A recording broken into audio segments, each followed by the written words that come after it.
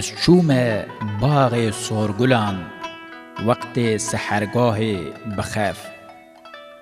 من دی صدای بلبلان داگرته بو هر چار طرف. صوتا هزار و قمریان دنگ رباب و مغنیان. تشبیه بزما بنگیان هفدنگ هفبون چنگ و دف. مانند مست و سرخوشان از چومه بزما مهوشان. ابلو کمان و چاورشان جرگ و دل من گر هدف. پیکان ده جرگ و دل بری تنبویه صندوقا بری.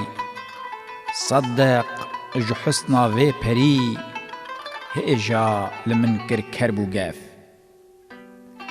هیجا لمن بو کربو کین ظاهر غضب باطن کنین.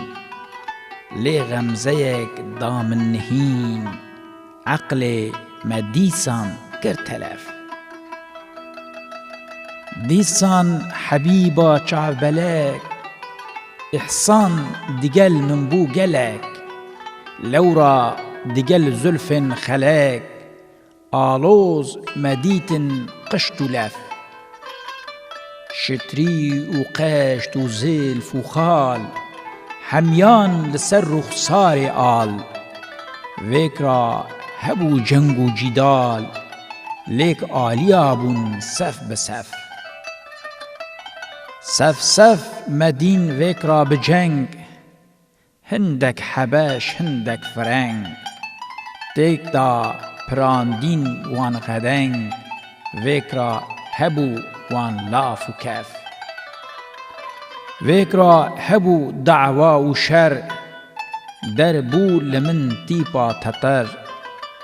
جیکرا کرین قلب و جگر ریحتن جدل خوینا بکف. ریحتن گلک خوینا دلان شهمار و زلفا سرملان. بی رحم و مست و قاتلان میخوار جفینجانا صدف. وان میخوران ابتر کرم بی قوت و رنگ زر کرم.